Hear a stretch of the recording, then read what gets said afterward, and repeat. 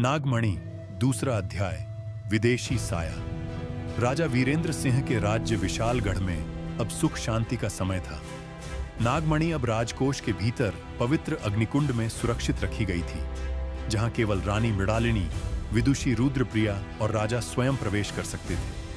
परंतु सुख के समय अक्सर संकट का बीज कोई बोता है। दूर पश्चिम से एक रहस्यमय व्यापारी लॉर्ड ऑक्टावियस हैमिल्टन विशालगढ़ आया।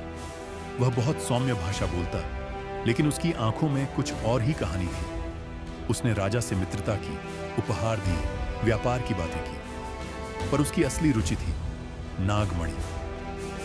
रात के समय उसके तंबू में अजीब सी भाषा में कोई मंत्रोच्चार होता था और उसकी एक गुलाम स्त्री सायरा, आधी भारतीय आधी विदेशी, गुप्त रूप से राजमहल के कुछ हिस्सों की नक्शे बनाती थी। विद्रोही की वापसी प्रभाकर, जो राज्य से निर्वासित हो चुका था, अब ऑक्टावियस के साथ मिला हुआ था। उसने नागमणि का रहस्य, सुरंगों के रास्ते और रक्षा मंत्रों की सारी जानकारी विदेशी को दे दी। ऑक्टावियस जानता था कि यह कोई सामान्य रत्न नहीं, बल्कि ऊर्जा का स्रोत है। ऐसी ऊर्जा जो पूरे भारतवर्ष को जीतने में मदद कर सकती है। रानी मृणालिनी ने ध्यान साधना में एक सपना देखा। एक काले घोड़े पर सवार व्यक्ति, जिसकी परछाई से महल का चित्र धुंधला हो रहा था। उन्होंने तुरंत रुद्रप्रिया को बुलाया और दोनों ने एक अग्निलिपि तैयार की, एक गुप्त सुरक्षा मंत्र जो नागमणि को छूने पर उसके चारों ओर अग्निवलय खींच देता। उधर सेनापति अर्जुन को शक हुआ जब उन्होंने देखा कि ऑक्टावियस के रथ से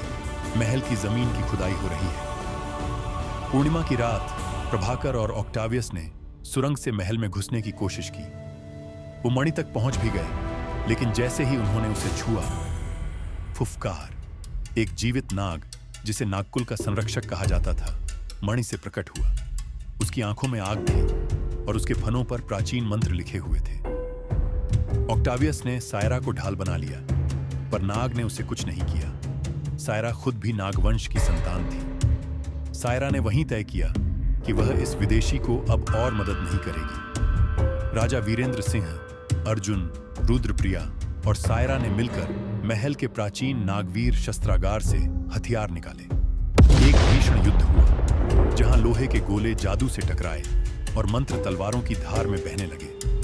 प्रभाकर अंत में नाग के सामने गिर पड़ा। नाग ने उसे दंश देने की बजाय कहा, जिसे रक्त का लोभ हो वह शक्ति नहीं संभाल सकता। ऑक्टावियस को बंदी बना लिया गया।